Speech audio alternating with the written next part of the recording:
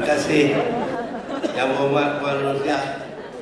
Jadi saya nak ingatkan saja pemilihan Exco Negeri Selangor bukan saja atas gender tetapi atas keupayaan mereka. Jemput Yang Berhormat Dr. Zulkifli Zul, Ahli Parlimen dari Kuala Selangor.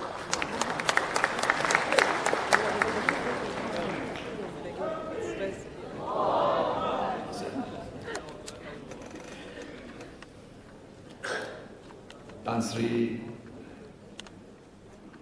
Menteri Besar. Tan Sri Menteri Besar menjadi pengurus siar ini, tuan-tuan.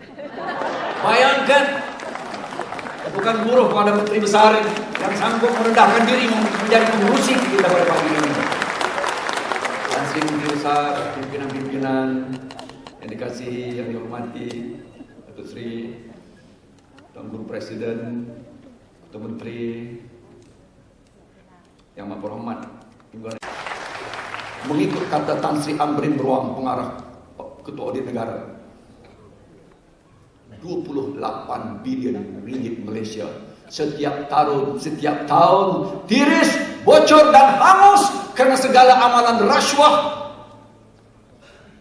penyalahgunaan kuasa, kronisme dan nepotisme. 28 bilion ringgit, tuan-tuan. Jangan pandang pada rakyat kalau nak mendapatkan pendapatan baru, new revenue model baru. Sebabkan slogan mereka, rakyat didahulukan. Nampaknya memang rakyat akan didahulukan untuk dimangsakan dalam GST yang akan mereka tampilkan untuk rakyat, untuk memangsakan rakyat untuk mendapat 1 bilion kononnya extra income. Maka rakyat mesti dahulukan untuk disembelih.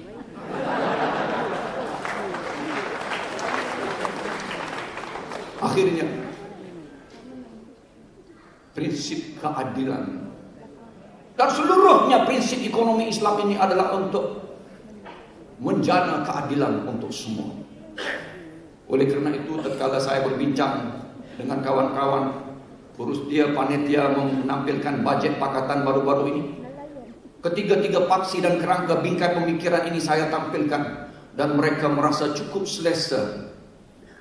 Dan itulah yang antara lainnya mencetuskan pelbagai huraian hari ini, paksi-paksi penting untuk kita pacu ekonomi berprestasi tinggi, mapan dan adil. Hanya akan dapat apabila di sana ada takungan warga kerja, workforce yang punya keterampilan, punya kemahiran, punya pengetahuan, yang dikatakan knowledge based workers, yang hanya akan ada ketika kita merombak sistem pendidikan yang melahirkan a mismatch, kesenjangan antara keperluan industri dan graduan yang tidak boleh di-employ ataupun dibawa masuk ke dalam pasaran kerja, tuan-tuan. Justru Pakatan Rakyat akan memacu ekonomi berprestasi tinggi berdasarkan melahirkan takungan workforce yang berkemahiran tinggi pertamanya. Justru itu juga Pakatan Rakyat komited untuk meneruskan agenda mendemokrasikan ekonomi dengan apa yang Selangor dengan slogan merakyatkan ekonomi. Ini adalah pemikiran Tan Sri yang kita perlu berikan tepukan gemuruh. Dia bukan slogan seperti slogan mereka, tetapi kita hayati dan kita cerakinkan dalam polisi-polisi yang sudah jelas, tak perlu saya huraikan masa tidak mengizinkan.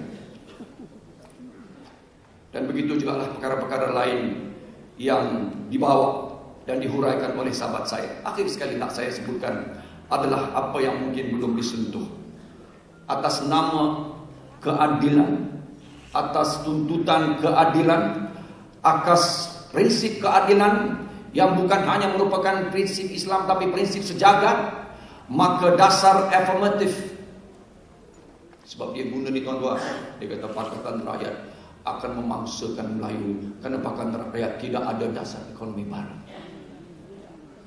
Mereka akan menggunakan segala cara pecah perintah, pecah confuse and control.